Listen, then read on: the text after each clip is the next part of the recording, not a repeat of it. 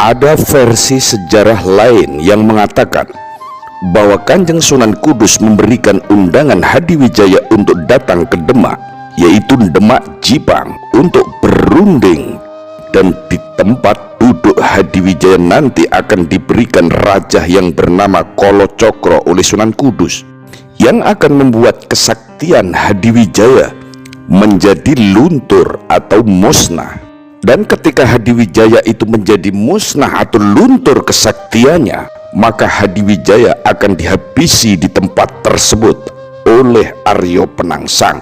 Namun dengan segala kecerdikan Hadiwijaya yang membuat Aryo Penangsang yang akhirnya duduk di kursi yang telah diberikan Raja Kolocoko tersebut, kemudian membuat kesaktian Aryo Penangsang sendiri yang musnah.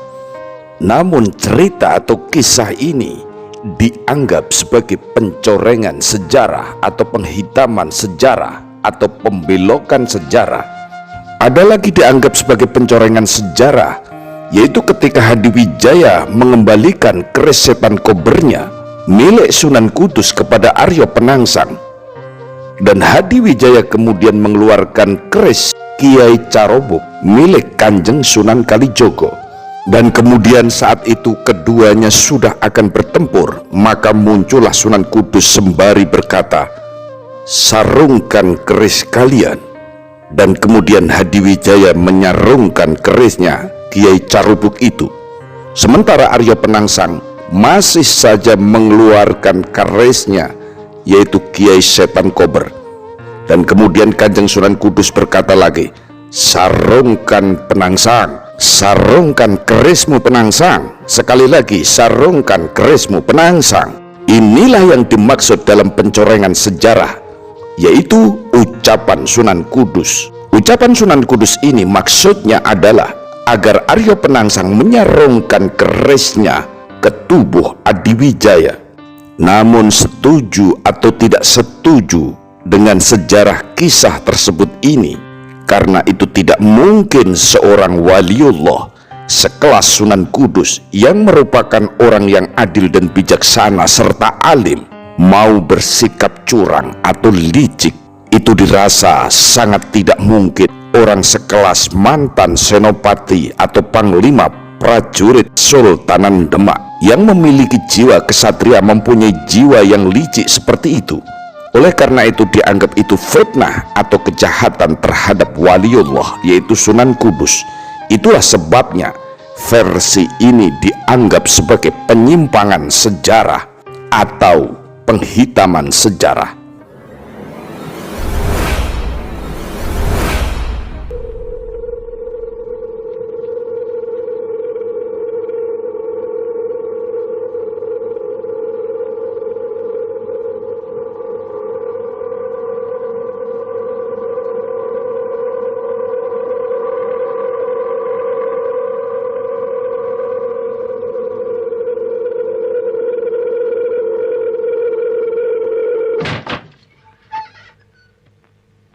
Ada apa kalian ini? Dagang keris? Ayo, sarungkan keris kalian. Sarungkan Penangsang. Sarungkan Penangsang. Sarungkan.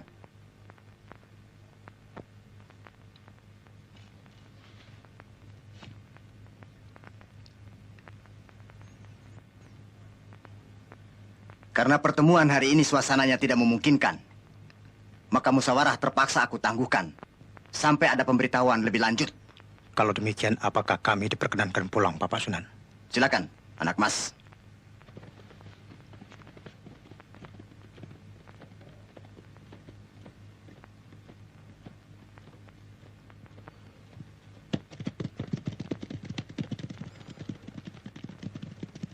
Mengapa Bapak Sunan merintangi hamba membunuh Hadiwijaya? Ternyata kau tidak mengerti isyarat. Maksud Bapak Sunan? Kau rupanya tidak mengerti apa yang kukatakan tadi. Sarungkan keris kalian. Dan Hadiwijaya segera memasukkan kerisnya ke dalam kerangkanya. Tapi kau tidak. Dan kemudian aku katakan lagi. Sarungkan. Sarungkan Penangsang. Sarungkan. Seharusnya kau menyarungkan kerismu itu ke dada Hadi Wijaya.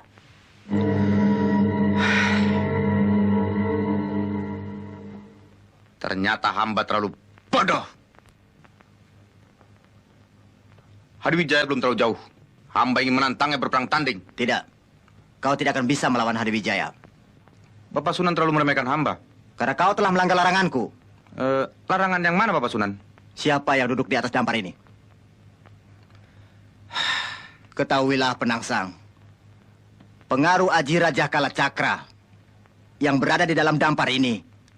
Kini, kesaktianmu telah punah. Kemudian menindaklanjuti apa yang telah dijanjikan oleh Ratu Kalinyamat. Maka Hadi Wijaya atau Joko Tingkir mengadakan sayembara. Siapa yang bisa membuat Arya Penangsang wafat, maka akan diberikan hadiah tanah perdikan di Pati dan tanah Mataram. Namun karena pada saat itu tidak ada yang berani, maka Ki Juru Martani mengajukan pemanahan dan juga Panjawi untuk ikut sayembara tersebut dan didukung oleh Ki Juru Martani sendiri. Akhirnya mereka bersedia. Ki Juru Martani kemudian membuat siasat untuk memancing Arya Penangsang agar mau menyeberangi Kali Sore atau Kali Lanang. Kali Lanang adalah salah satu anak sungai dari Bengawan Solo. Semua itu dilakukan agar Arya Penangsang yang terkenal dengan kesaktiannya itu mampu dikalahkan dengan Ki Juru Martani. Maka oleh karena itu ia mulai mengatur strategi, yaitu yang pertama, menantang Arya Penangsang dengan bicara-bicara yang sangat menarik emosi Arya Penangsang, yaitu kalimat-kalimat yang tidak terpuji dan mampu membangkitkan emosinya Arya Penangsang. Selanjutnya memancing Arya Penangsang, yaitu dengan cara memotong telinga tukang kebun Arya Penangsang yang saat itu sedang mencari rumput di ketepian Kali Sore. Lalu telinga yang dipotong tersebut dikalungkan bersama surat yang bertuliskan tantangan kepada Arya Penangsang yang ditandatangani langsung oleh Hadi Wijaya. Oleh karena mendapatkan tantangan serta penghinaan yang membangkitkan rasa emosi, maka Arya Penangsang semakin terbakar kemarahan dan emosinya. Apalagi melihat abdi dalam yang dipotong telinganya sangat menderita, semakinlah tambah marah besar Arya Penangsang itu. Dengan tanpa basa-basi langsung saja keluarlah Arya Penangsang itu dengan muka merah dan mata pun melotot menuju ke kuda yang sudah dipersiapkan, dan kuda itu bernama Gagak Rimam, sembari mengatakan kata-kata yang seolah-olah tiada rasa takut apalagi khawatir karena menerima tantangan surat yang dikalungkan di leher tukang kebun abdi dalam Arya Penangsang. Maka langsung saja kudanya dipacu cepat menuju ke tempat di mana ia ditantang, yaitu di Kali Sore. Padahal faktanya ketika telah sampai di Kali Sore, tak terlihat Hadi Wijaya itu telah datang. Tapi yang ditemui Arya Penangsang justru adalah anak angkatnya Hadi Wijaya, yaitu Danang Sutawijaya, yang saat itu masih berumur 17 tahun. Melihat keadaan seperti itu, Arya Penangsang justru marah karena merasa dihinakan dan ditipu, merasa dilecehkan oleh Hadi Wijaya. Yang sebenarnya memang yang diinginkan oleh Arya Penangsang hadir menghadapi dirinya dengan kesatria dan sportif atas tantangannya itu. Tapi yang datang justru anak angkatnya, yaitu Danang Sutawijaya yang menurutnya masih terlalu muda. Itu sungguh merupakan penghinaan bagi Arya Penangsang. Hal inilah yang membuat Arya Penangsang merasa tertipu dan dikhianati oleh Hadi Wijaya. Dan sekaligus Arya Penangsang merasa menghadapi si anak muda ini adalah musuh yang ringan dan tidak tandingannya.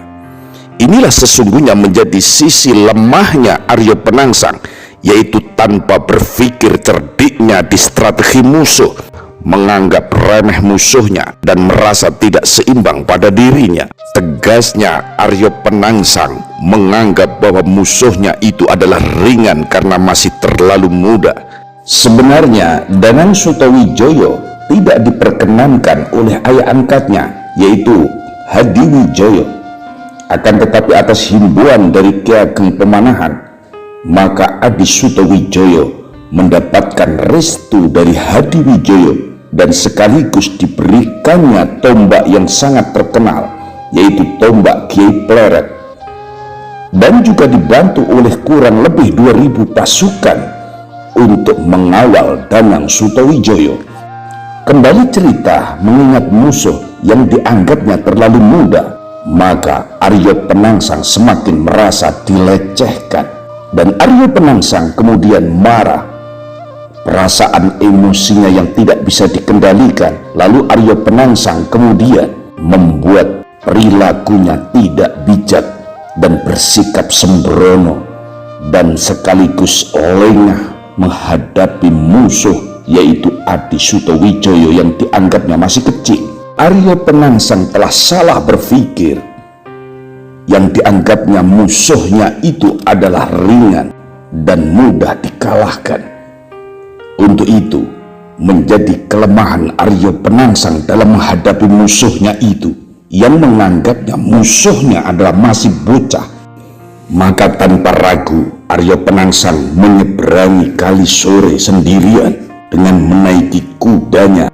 Disitulah Arya Penangsang dikeroyok oleh banyaknya pasukan Pajang yang sekitar kurang lebih berjumlah 200 pasukan itu, sehingga sampailah saatnya pembantian oleh para pasukan Pajang kepada Arya Penangsang dengan kejamnya. Sampailah pada saatnya Arya Penangsang gugur di saat itu, dan konon ceritanya ususnya pun keluar terurai, bahkan sampai putus. Namun versi lain menyatakan karena tersulut emosi dan meremehkan Adi Sutawijaya, maka Arya Penangsang lengah sehingga terkena tombak Kiai Pleret, sehingga ususnya pun terurai keluar. Namun memang Arya Penangsang itu seorang raja yang sangat berani, gagah dan perkasa. Oleh karena di saat mencekik leher Adi Sutawijaya, maka Adi Sutawijaya menancapkan tombaknya Kiai Pleret ke arah perut Arya Penangsang.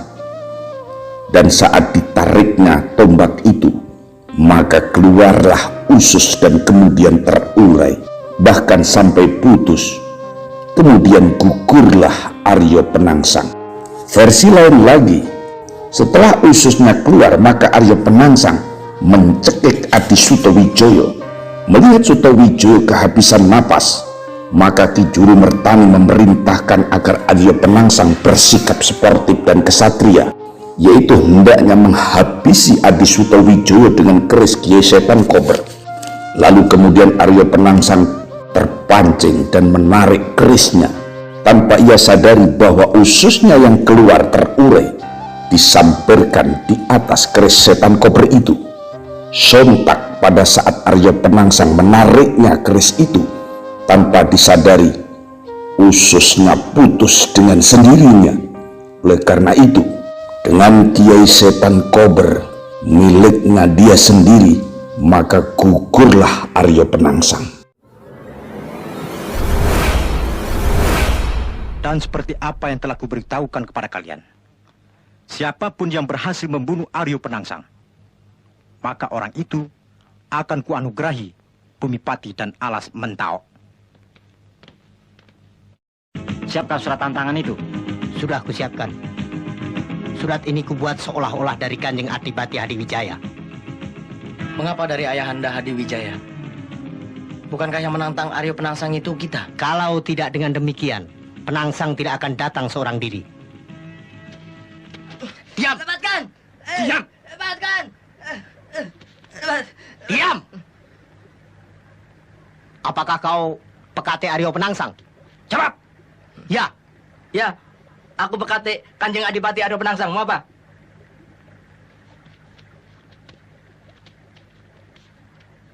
serahkan ini kepada Aryo Penangsang. Sampaikan kepada Aryo Penangsang, Kanjeng Adipati Hadiwijaya menantang perang tanding. Lepaskan, aku harus menghadap Kanjeng Adipati. Tunggu! Lepaskan, aku harus menghadap. Ada apa itu rame-rame? Lepaskan, aku harus. Rupa-rupanya salah seorang pekati Kanjeng Adipati berusaha ingin menghadap. Siapa orang pajang yang berani memotong telingamu itu? Hamba belum tahu. Tapi oleh orang itu, hamba dititipi surat tantangan. Katanya dari Adipati Hadiwijaya.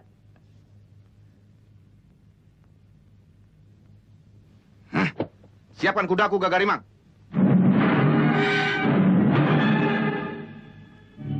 Ya!